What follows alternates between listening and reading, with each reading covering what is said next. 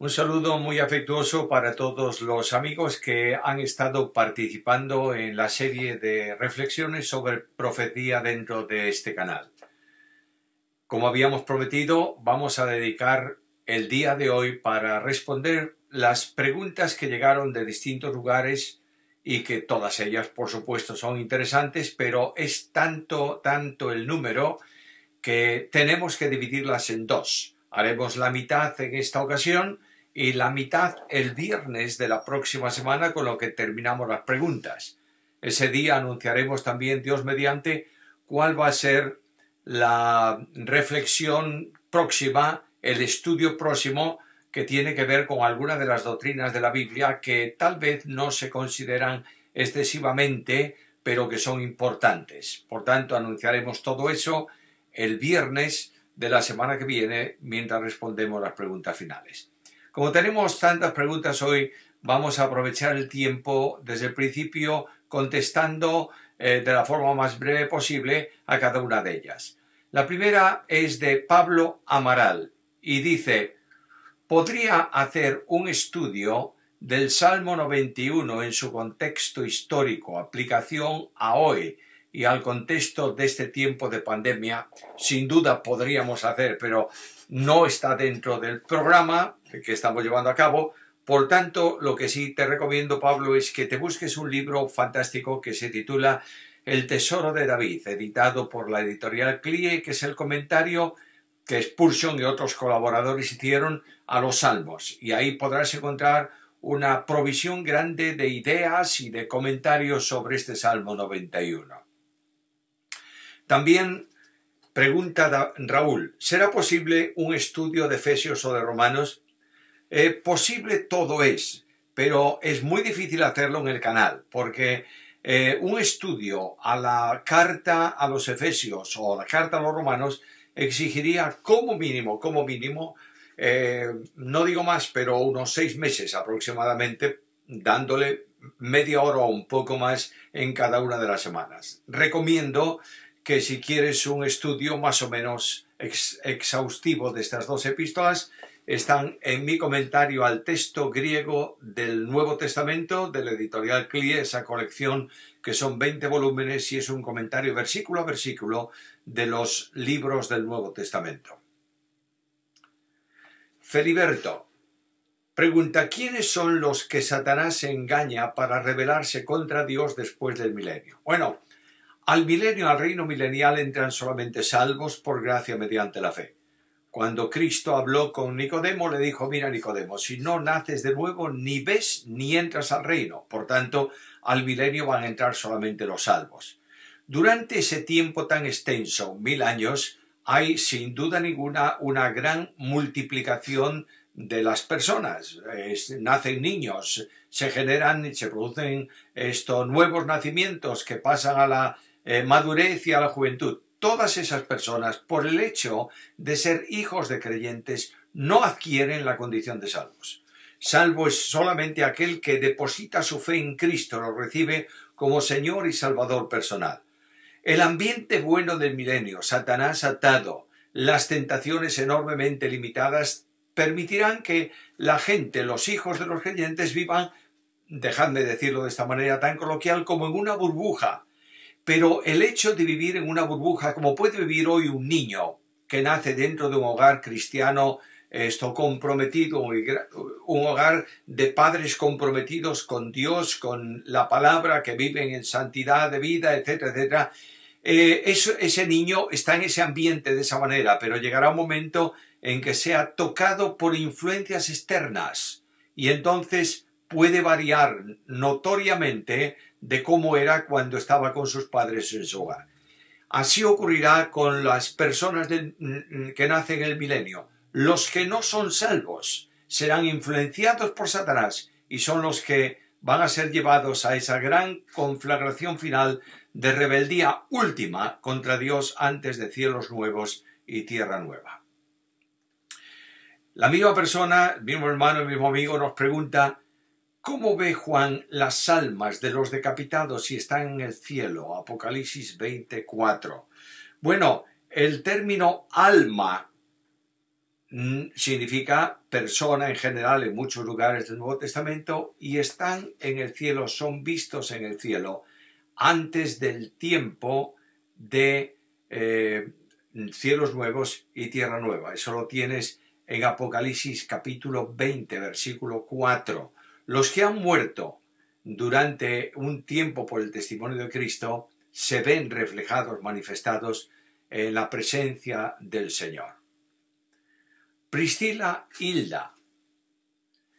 Si el tribunal de Cristo es para los salvos, ¿qué pasa con los que no escucharon el Evangelio y no creyeron? ¿Resucitarán para el trono blanco y van al infierno? Notad que el tribunal de Cristo, en el tribunal de Cristo comparecen solamente los salvos. Es decir, no es un tribunal para juzgar si son condenados o no las personas, sino que es un tribunal para determinar las recompensas una vez examinado el fruto, la labor de vida de cada uno de los creyentes. Por tanto, ningún no creyente comparece en el tribunal de Cristo. El trono blanco es la manifestación final que Dios exhibe cósmicamente de su justicia.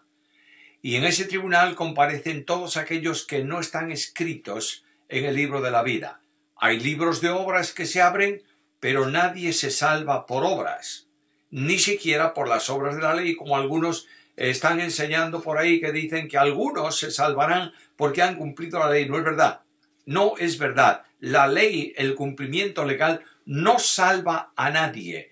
Se salva a la gente por gracia mediante la fe. Por tanto, los que comparecen ante el trono blanco se abren los libros de las obras para exhibir que no han dado resultado para salvación, y se abre el libro de la vida. ¿Está el nombre escrito ahí? No, por tanto no ha creído, y esos que comparecen ante el trono blanco de Dios van al infierno. Si la pregunta tiene que ver con que algunos no han oído el Evangelio y no creyeron, Dios tiene en su misericordia gracia suficiente para salvar a aquellos que, aún no oyendo en sí, en síntesis, el mensaje del Evangelio, han recibido a Cristo, y han depositado su fe en la palabra de Dios. Pero no hay ninguno que comparezca ante el trono blanco que haya creído. Y la Biblia dice que aquellos que no han oído el Evangelio y han recibido una revelación de Dios directa, mínima, la creación que habla de Dios, y no le glorificaron como Dios, esas personas son sin excusa. Por tanto, se pierden, no porque Dios no quiera salvarlos, sino porque ellos no han querido aceptar la revelación de Dios. Maribel Cano. ¿Puede el anticristo ser una nación? No. Cuando vamos al libro de Apocalipsis, capítulo 13, aparecen dos bestias. La primera bestia es el anticristo y es un hombre que surge del contexto de las naciones de la tierra. Por eso se dice allí que nace, que surge, que procede, que proviene, que se manifiesta del mar. A ese hombre Satanás da toda su autoridad y da su trono también aquí en la tierra y lo coloca impíamente en el lugar que corresponde a Dios para que sea adorado como si fuese Dios. Por tanto, es un hombre. El anticristo es un hombre. La segunda bestia, el falso profeta, es también un hombre. No viene del mar, viene de la tierra, por lo que probablemente sea un hombre perteneciente, vinculado al pueblo de Israel. Pero en ningún caso el anticristo puede tratarse de una nación. Abdiel de la Cruz dice, ¿cómo se explica la parábola de las 10 vírgenes a la iglesia? Perdón, ¿cómo se aplica? No se explica, se aplica. Realmente, la aplicación de la parábola de las 10 vírgenes a la iglesia solo podría hacerse en base a que hay algunos que no creen y pueden tener apariencia de piadosos y estar con los piadosos, pero no han recibido a Cristo como Salvador, no tienen el Espíritu, no se salvan. Y hay otros que sí creen en Cristo, que han recibido el Espíritu de Dios, que han sido regenerados y se salvan. Es la única forma genérica de aplicación de la parábola a la iglesia. Porque la parábola de las 10 vírgenes no puede ser nunca explicada como de orientación o destinada a la Iglesia. En primer lugar, hay 10 vírgenes. Cristo no se casa con vírgenes, sino con una sola. Segunda carta a Corintios, capítulo 11, versículo 2. Y en la parábola el contexto tiene que ver con que el esposo viene con la esposa y las que están preparadas entran con él a las bodas. Por tanto, se refiere siempre a Israel, y la única aplicación posible es la que acabo de comentaros, de hablar de que los salvos nunca se perderán y entran a estar en comunión con Dios, y los impíos nunca se salvarán y no pueden estar en comunión con Dios. Pero realmente el contexto es la presencia del Israel salvo por gracia en el tiempo que la Biblia llama la cena de las bodas del Cordero. Abdiel de la Cruz. ¿Hay diferencia entre alegorizar y espiritualizar una profecía? Es difícil llegar a una separación tan fina. Indudablemente, las profecías pueden espiritualizarse en el sentido de que tomamos una profecía que habla del juicio, del castigo de Dios a causa del pecado, y podemos espiritualizarla en el sentido de decir a la Iglesia: lo que Dios ha hecho en alguna determinada ocasión con los hombres lo hace también en el tiempo actual. Estamos espiritualizando algo que tiene que ver con algún acontecimiento. Dios anuncia el castigo de una nación a causa del pecado, y eso se ha producido, y la aplicación de la profecía tiene que ver con ese acontecimiento. Pero yo puedo llamar la atención de los oyentes diciendo que de la misma manera que Dios actuó en disciplina con una determinada nación, así también puede hacerlo en el tiempo de hoy. Otra cosa distinta, diferente, es alegorizar. Alegorizar significa buscar un sentido oculto que está debajo del texto y que realmente no tiene nada que ver con lo que se está tratando.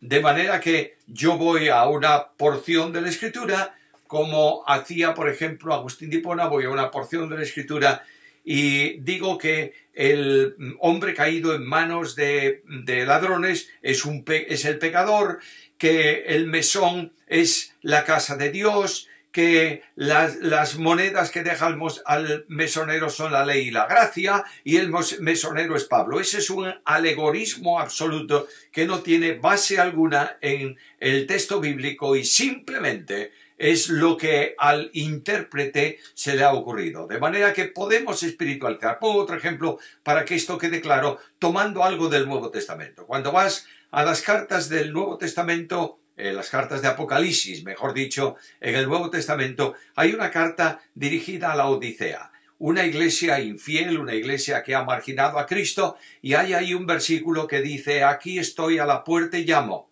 Si alguno oyere la voz y abriere la puerta, entraré a él, cenaré con él y él conmigo. Y se ha usado ese versículo muchas veces para aplicarlo a la predicación del Evangelio. Quien llama es Jesús. La puerta es el corazón del hombre, quien tiene que abrir es el hombre, y si el hombre no abre, Jesús se va defraudado, y hacemos toda la parafernalia que sea para llamar la atención del oyente y que el oyente tome una decisión por Cristo. La carta está dirigida a creyentes rebeldes a Dios en una iglesia, y lo que Dios llama es a esos creyentes para que retornen a una experiencia de comunión con Él y puedan ser bendecidos conforme a las riquezas de Dios y no a las riquezas que la Iglesia pretende tener. Maribel Cano nos pregunta: Gog, de Ezequiel 38, 1, 2. Ezequiel 39, 1, 29. Es el mismo Gog de Apocalipsis capítulo 20, versículo 8. El término, el título, tiene que ver con el príncipe de Mesec y Tubal. Gog y Magog, especialmente este último, es descendiente de los pueblos que estaban en el entorno de Israel en Palestina. Gog es símbolo de rebeldía contra Dios. Algunos intérpretes, especialmente del dispensacionalismo histórico, hablan de que Gog y Magog pertenecen a Rusia especialmente, y algunos entienden que ese Magog y Mesec y Tubal tienen que ver con poblaciones de nombres rusos del tiempo moderno. Pero realmente el reino del norte, como hemos visto, no es específicamente Rusia, sino las naciones que están sobre Israel, que fueron enemigos de Israel a lo largo del tiempo. Gog se levanta, es partícipe de la primera gran conflagración contra el Señor Jesucristo antes del milenio y será la última manifestación. En ese sentido, el nombre de la profecía y el nombre de Apocalipsis se refiere al mismo contexto. Víctor dice, ¿me podría decir qué Biblia de estudio lee en los videos? Pues bien, no lo sé. Yo utilizo la Biblia que tengo más a mano. En este momento, sobre esta mesa de despacho donde estoy contestando estas preguntas, tengo una Biblia, te la enseño, es la Biblia antigua de Ryrie. Y alguien me dice, ¿y por qué no usa la nueva? Bueno, le quiero mucho a esta Biblia porque la tengo firmada por él.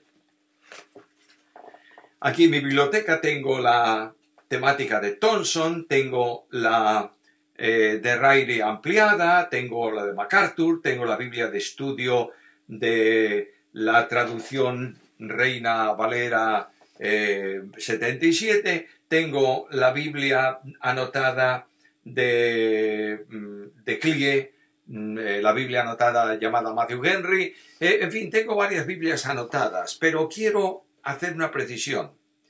Me interesan mucho las notas porque siempre añaden algo al estudio de la palabra de Dios. Siempre son buenas para hacer reflexiones y consideraciones sobre esto.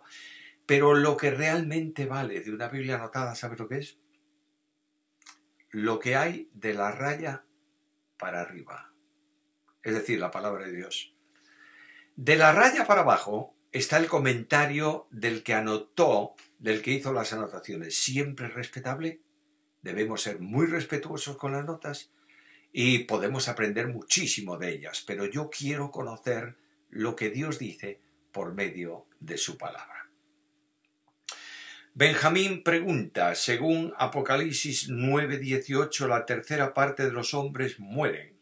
Pueden ser por otras plagas que las que dice ahí. El capítulo habla de calor, de fuego, de cosas de ese tipo, que indudablemente no quiere decir que sea algo absolutamente literal, aunque bien pudiera serlo. Pero Dios puede utilizar cualquier cosa en su mano, Él es omnipotente, para que las plagas que se mencionan ahí, que acaban con la tercera parte de los hombres, sean algo específico de entonces, como va a ser. Por tanto, no estemos investigando tanto qué tipo de plaga es, sino el hecho en sí de que Dios soberano está juzgando al mundo y castigándolo por sus obras. Jacqueline pregunta, ¿cuál es el estado de los muertos? Bueno, el estado de los muertos, terminada la vida física aquí, la persona parte a un destino que irreversiblemente es definitivo. Los creyentes partimos para estar con Cristo. El apóstol Pablo, en la carta a los Filipenses, capítulo 1, versículo 23, dice, prefiero ser desatado el cuerpo y partir para estar con Cristo, lo cual es mucho mejor. Luego el creyente sale de esta situación, muere, el cuerpo va a la tierra, pero su parte espiritual va inmediatamente a la presencia de Dios. Es más, hay algunos grandes intérpretes que piensan que Dios le va a dar un cuerpo provisional para que no estén desnudos, sino con un cuerpo provisional, valga la expresión, en la presencia del Señor hasta que vengan con Cristo y sean revestidos con el cuerpo definitivo de resurrección y de glorificación. No interesa tanto si esto es así o no. Lo que interesa es que el que muere en Cristo parte para estar con Cristo y está gozándose en su presencia. Los que mueren sin Cristo parten a un estado ya de condenación definitiva, eterna, perpetua. Se modificará en algún tiempo siendo lanzados al lago de fuego, pero lo que sí es cierto que en aquel relato del rico y Lázaro, Lázaro despierta en el seno de Abraham, que es símbolo, es referencia a la presencia de Dios, a la gloria, mientras que El rico aparece en el infierno, en el Hades, y tiene sed porque dice: soy atormentado en esta llama. La idea que algunos exponen de que el que muere pasa a estar dormido hasta la venida del Señor o hasta el tiempo final no es bíblico. No hay doctrina bíblica que lo pueda garantizar. No es así. El estado de los muertos es un estado que indudablemente se proyecta a una perpetuidad en distinta forma en el tiempo, pero es un estado definitivo. Partir con el creyente, parte del cuerpo está con Cristo. El que no cree, parte del cuerpo y va al destino eterno de perdición. Jacqueline pregunta también: ¿cuál será la morada final del ser humano? ¿El cielo o la tierra? Bueno, los hombres son creados para la tierra y los creyentes que estaremos en la ciudad celestial durante el tiempo milenial. La ciudad celestial está en el aire, encima de la tierra.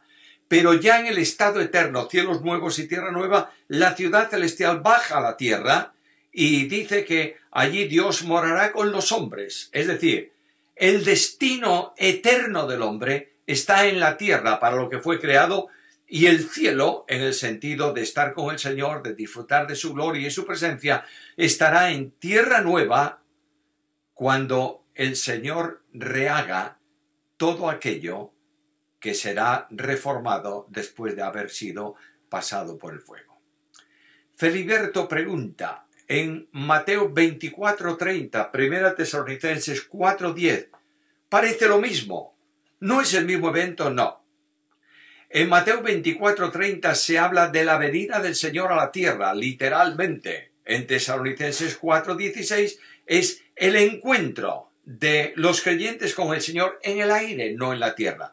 Para los creyentes, en cierto modo, de cierta manera, es la venida del Señor al encuentro nuestro. Pero técnicamente hablando, la venida del Señor tiene que ver cuando Él desciende y afirma sus pies sobre el monte de los olivos y comienza su reinado aquí en la tierra. Un tocayo mío con el mismo nombre, Samuel, pregunta: ¿habrá diferencia entre los salvos de la Iglesia, los de Israel o los de los gentiles en la tribulación, como esposa que va a vivir en la casa del Padre? Los muertos en Cristo resucitarán para el reino milenial. La diferencia de los salvos: no hay salvos de primera y salvos de segunda. Todas las personas han sido salvas por gracia mediante la fe. Y el primer hombre que fue salvo en la historia de la humanidad fue salvo de esta manera, y el último lo será también. Por tanto, la vinculación de los salvos con el Salvador será definitivamente y para siempre la misma vinculación. Estaremos para siempre con el Señor.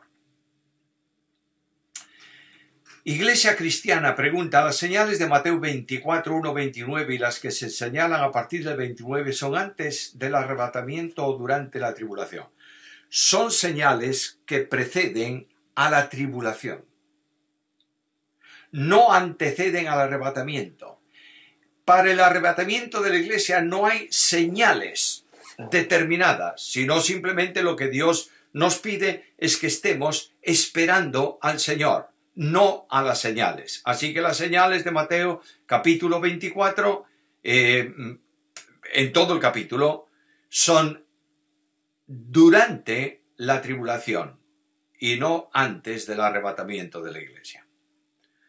Pepa Ortiz pregunta: hace tiempo que tuve un sueño en el que el Señor me hablaba.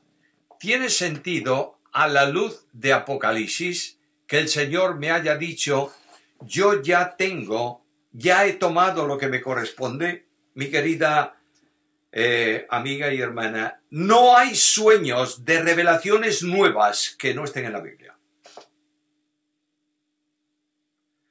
Estás diciendo que tuviste un sueño en el que el Señor te dijo palabras que yo no he encontrado en ningún texto bíblico, ni siquiera por aproximación.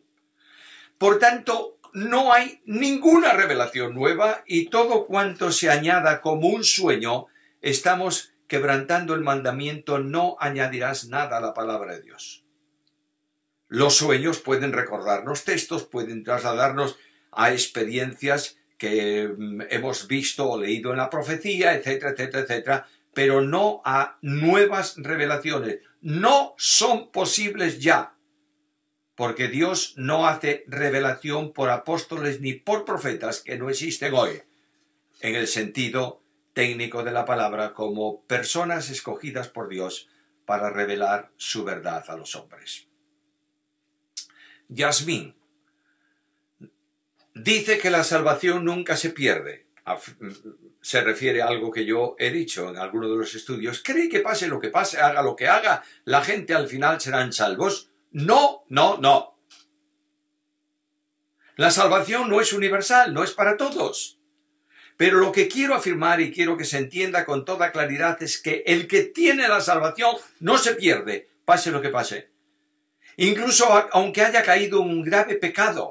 Indudablemente, si hay alguien que practica el pecado, debe preguntarse si es salvo, si ha nacido de nuevo. Pero aún que practique un pecado, o digo, que caiga en un pecado por grave que sea, el Señor puede disciplinarlo llevándolo a su presencia, retirándolo de la vida física, como hizo con el incestuoso de Corinto, pero aún así, el salvo no pierde la salvación.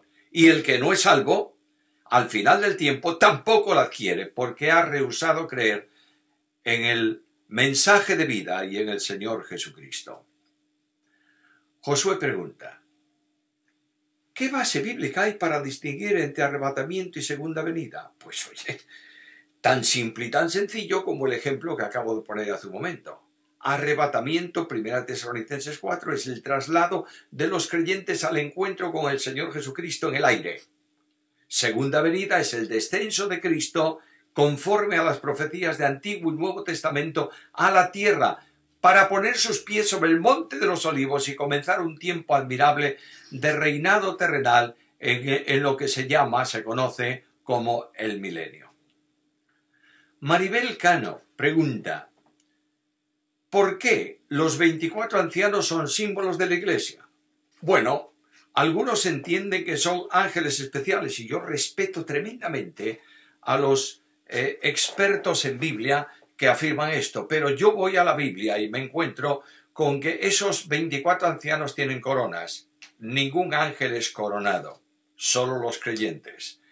En segundo lugar, encuentro que en el cielo, cuando se produce la adoración, capítulo 5, hay un entorno que surge desde la tierra y que alaba a Dios, que es respondida por un amén de los seres celestiales. Y quiero que notéis algo muy interesante que ocurre allí, Apocalipsis capítulo 5, versículo 12. Los seres vivientes, los ancianos, el número millones de millones, decían a gran voz, al Cordero que es inmolado es digno de tomar el poder, 1, riquezas, 2, sabiduría, 3, fortaleza, 4, honra, 5, gloria, 6, alabanza, 7. Y 7 es el número que tiene referencia a Dios, por tanto una adoración en el cielo, 7 cosas. Sigo adelante, y todo lo creado que está sobre la tierra alaba al Señor de esta manera, al Cordero sea la alabanza, 1, la honra, 2, la gloria, 3, el poder, 4, porque 4 es el número de la tierra. Frente a la alabanza de los que se tributa a Dios, los seres vivientes dicen amén, y los 24 ancianos no dicen amén, no están metidos en medio de los ángeles, se postran ante sus rostros y adoran al que vive por los siglos de los siglos. Maribel Cano pregunta, ¿qué es escatología? Bueno, escatología es una palabra técnica que significa el estudio, el discurso, la palabra sobre los acontecimientos futuros. Jonathan Pedraza pregunta, ¿es correcta la traducción de 2 Tesalonicenses 2:2 como que el día del Señor está cerca o es mejor, ha llegado? La traducción correcta es esta última, ha llegado.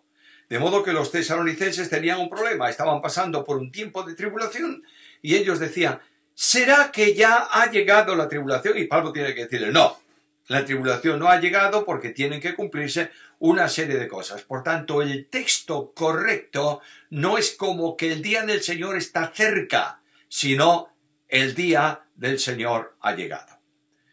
El mismo pregunta, ¿cómo se entiende el adverbio antes en relación con la apostasía? Segunda Tesalonicenses 2:3. ¿Se refiere a una apostasía posterior al arrebatamiento de la Iglesia? Naturalmente se refiere a una apostasía posterior al arrebatamiento de la Iglesia que tiene lugar en la tierra, en donde la religión impía se aparta absolutamente de Dios. Por tanto, este adverbio antes tiene que ver no con la apostasía anterior al arrebatamiento, sino con la apostasía que viene después.